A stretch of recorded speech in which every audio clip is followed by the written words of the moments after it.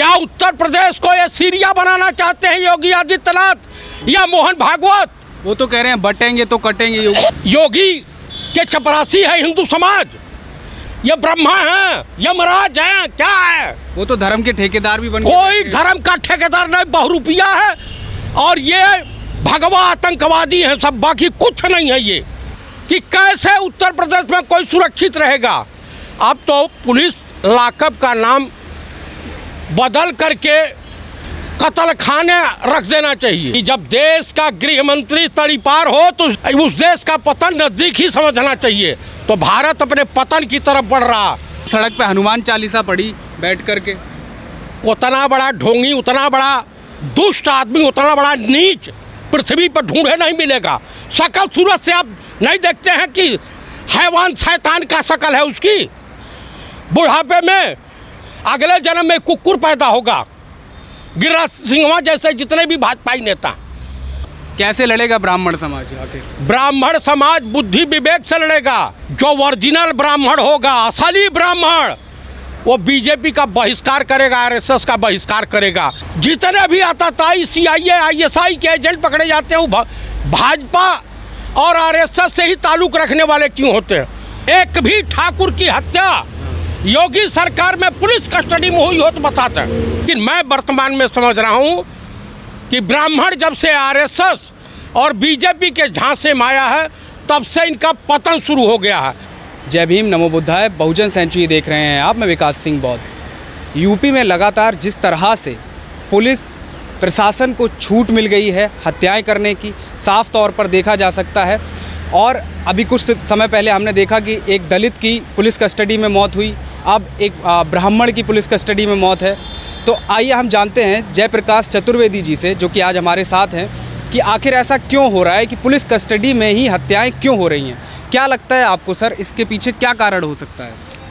शक मुझे उसी दिन हो गया था जिस दिन योगी आदित्यनाथ मुख्यमंत्री उत्तर प्रदेश सरकार का बयान आया था, बटोगे तो कटोगे। जी जी, उसी दिन शक हो गया था कि अब नंबर जो है ब्राह्मणों का है। कुछ तो दंगे फसाद की भेंट चढ़े, जैसे रामगोपाल मिश्रा बहराइच में। जी जी, उसके बाद मोहित पांडे की पुलिस कस्टडी में मौत हो जा रही है। पुलिस इतना पीट रही है, इतनी बेलगाम हो गई है जब से योगी की सरकार बनी है, योगी आदित्यनाथ की। लगभग 900 ब्राह्मणों की जो है हत्या पुलिस के मार्फत करवा दी गई है। और मैं आपको बता देना चाहता हूं कि ये ब्राह्मण बड़ी विद्वान कौम मानी जाती है, लेकिन मैं वर्तमान में समझ रहा हूं कि ब्राह्मण जब से आरएसएस और बीजेपी के झांसे में आया है तब से इनका पतन शुरू हो गया है। क्योंकि बीजेपी से आप विकास के मुद्दे पे बात नहीं कर सकते, बीजेपी से आप बेरोजगारी पर डिस्कस नहीं कर सकते हैं, बीजेपी से आप या बीजेपी के नेताओं से आप किसानों की समस्या पे बात नहीं कर सकते हैं। लेकिन वो तो खुद हिंदू राष्ट्र बनाना चाह रहे हैं और हिंदुओं की हत्याएं हो रही हैं। भाई बलि तो का बकरा कौन कोई बनना चाहिए? पंडित जी बने, ब्राह्मण देवता बने, या यादव जी ओबीसी वाले बने, या बने। वोट लेने के लिए सब हिंदू होते हैं और वोट का समय समाप्त होता है तो ये ब्राह्मण हैं, ये ठाकुर हैं। वहाँ ठाकुरों की सरकार चल रही है। अच्छा, एक भी ठाकुर की हत्या योगी सरकार में पुलिस कस्टडी में हुई हो तो बताते हैं। कुल मिला करके योगी आदित्यनाथ ब्राह्मणों के सबसे बड़े दुश्मन हैं। ब्राह्मण विरोधी हैं, दलित विरोधी हैं, ओबीसी विरोधी हैं और साथ ही साथ महिला विरोधी भी हैं। वो तो आपको कहते हैं कांग्रेस सरकार चेंज हुई, योगी आदित्यनाथ जिस तरह से विधवा आलाप पार्लियामेंट में किए थे, इनके साथ भी वही होगा। अगर ईमानदारी से रजिस्ट्री चेक करा ली जाए गोरखपुर की, तो किस तरह से इन्होंने ट्रस्ट के नाम पर जमीनें हथिया रखी हैं, औने पौने दाम पर डरा धमका करके। गोरखनाथ मंदिर इनके हाथ से जो निकलता है तो ये रोड पे आ जाएंगे। और ये जो जितने भी भगवाधारी हैं ये अपनी दुकानदारी चलाते हैं और भगवा वस्त्र के में छुपे हुए ये आताताई हैं, ये हिंसक जानवर से कम नहीं है। तो भगवा वस्त्र अब पाक नहीं रहा कि या कोई भाई बताइए, आसाराम, राम रहीम, रामपाल, चिन्मयानंद, ये जितने बलात्कारी पकड़े जाते हैं भाजपा और आरएसएस से रिलेटेड क्यों होते हैं? जितने भी आताताई, सीआईए, आईएसआई के एजेंट पकड़े जाते हैं वो भाजपा और आरएसएस से ही ताल्लुक रखने वाले क्यों होते हैं? इन्हीं के आईटी सेल का था जो बीएचयू में 4 बच्चे जो है लड़की के साथ बलात्कार करते हैं। मणिपुर में इनकी सरकार है, महिलाओं का यौन शोषण हो रहा। कारगिल के योद्धा की बीवी को सरेआम रोड पर नंगा घुमाया गया, उसके साथ बलात्कार किया गया और देश का प्रधानमंत्री बेशर्मी से चुप मौन व्रत धारण कर ले रहा। आप मुझे बता दीजिए कि कैसे उत्तर प्रदेश में कोई सुरक्षित रहेगा? आप तो पुलिस लॉकअप का नाम बदल करके कत्ल खाने रख देना चाहिए, जहां पे लोगों की हत्याएं। पुलिस निरंकुश हो गई है। उत्तर प्रदेश की पुलिस कॉन्ट्रैक्ट किलर के रूप में काम कर रही है।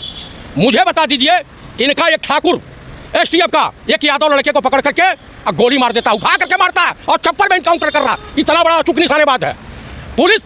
अब लंबी डीजीपी है। नहीं, पुलिस को छूट दी किसने? मुद्दा ये योगी आदित्यनाथ ने दिया है। अच्छा, क्यों अपने कुकर्मों को छुपाने के लिए कि आंदोलन हो, धरना प्रदर्शन हो। बीजेपी वाले अगर आंदोलन करें, दंगा फसाद फैलावे जैसे बहराइच में, तो ये जो है उनको संरक्षण प्राप्त करे, पुलिस का संरक्षण बर्दाश्त प्राप्त रहे।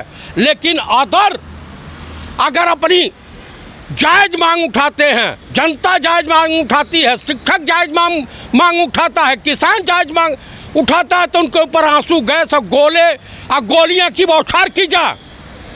वो दिन दूर नहीं, 84 हमने देखा है। शायद योगी आदित्यनाथ को 84 याद नहीं होगा। इसी तरह से अकाली दल की सरकार में पंजाब की पुलिस निरंकुश हो गई थी और जनता का शोषण कर रही थी।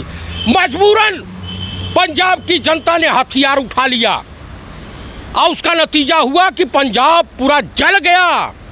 तमाम नौजवान मारे गए, तमाम पुलिस वाले मारे गए, सेना को दखलंदाजी करनी पड़ी और देश की एक मजबूत प्रधानमंत्री आतंकवाद की भेंट चढ़ गई। क्या उत्तर प्रदेश को ये सीरिया बनाना चाहते हैं योगी आदित्यनाथ या मोहन भागवत? वो तो कह रहे हैं बटेंगे तो कटेंगे, ये बयान दे रहे हैं। योगी के चपरासी है हिंदू समाज, ब्राह्मण उनका नौकर है। आप बताओ, ये हैं क्या? ये ब्रह्मा है, यमराज है, क्या है? वो तो धर्म के ठेकेदार भी बन कोई धर्म का ठेकेदार नहीं, बहुरूपिया है और ये भगवा आतंकवादी है, सब, बाकी कुछ नहीं है ये। अच्छा, आप बताइए, इनका एक कैबिनेट मंत्री गिरिराज सिंह बिहार में जी मुसलमानों के खिलाफ आग उगल रहा। बिहार की जनता ऐसे गिरिराज सिंह जैसे 2 टके के आदमी लुच्चे को कम से कम बिहार की जनता जूते चप्पल से स्वागत करे। आप बिहार की शांति में खलल डालना चाहते हो? शर्म नहीं आती है? हिंदू तुम्हारे बाप की जागीर है। आप बताइए, गिरिराजवा के आंदोलन में उसका बेटा, उसकी बीवी, बच्चे हैं शरीक, या किसी भी भाजपा विधायक के बच्चे हैं शरीक ऐसे आंदोलनों में? उन्होंने तो सड़क पे हनुमान चालीसा पढ़ी बैठ करके। उतना बड़ा ढोंगी, उतना बड़ा दुष्ट आदमी, उतना बड़ा नीच पृथ्वी पर ढूंढे नहीं मिलेगा। शक्ल सूरत से आप नहीं देखते हैं कि हैवान शैतान का शक्ल है उसकी? बुढ़ापे में अगले जन्म में कुकुर पैदा होगा। गिरिराज सिंह जैसे जितने भी भाजपा नेता। आपको नहीं लगता कि केंद्रीय मंत्री रहते हुए ये बयान देना थोड़ा कुछ ज़्यादा ही हो गया है उनके लिए कि मुसलमान? अरे बीजेपी में सब बेशरम लोग बैठे हुए हैं, कोई नेता है ढंग का बीजेपी में? शरद पवार साहब ने कहा था, बयान दिया था कि जब देश का गृह मंत्री तड़ीपार हो तो उस देश का कल्याण, उस देश का पतन नजदीक ही समझना चाहिए। तो भारत अपने पतन की तरफ बढ़ रहा। अच्छा, चलिए अब हम वापस अपने पहले मुद्दे पे आते हैं जिससे हमने शुरू किया था। पुलिस कस्टडी में हो रही मौतें, चाहे वो दलित की हों, मुस्लिम की हों, ख़ास तौर पे बहुजन समाज 90% पुलिस स्टेशनों में घुसा मतलब है और उसको अंदर किया गया है और वहाँ पे उनकी मौत है। ये कितना बड़ा, और आप तो ख़ास तौर पे आप जिस देख रहे हैं ब्राह्मण की भी मौत हुई है, ये कितनी बड़ी मतलब विविधता है, कितनी बड़ी समस्या आपको लग रही है? देखिए, अब वो दिन दूर नहीं है कि भाजपा के नेता वोट मांगने पब्लिक के बीच नहीं जा पाएंगे। जनता अब इनको सबक सिखाने के मूड में आ गई है। अरे भाई, वैसे भी मर रहे हैं, बेरोजगारी से मरेंगे, तुम्हारे गुंडे हमारा जो शोषण करेंगे तो हम लड़ के मरेंगे। अब वही रास्ता अख्तियार करने का मतलब है। कैसे लड़ेगा ब्राह्मण समाज आखिर? ब्राह्मण समाज बुद्धि विवेक से लड़ेगा।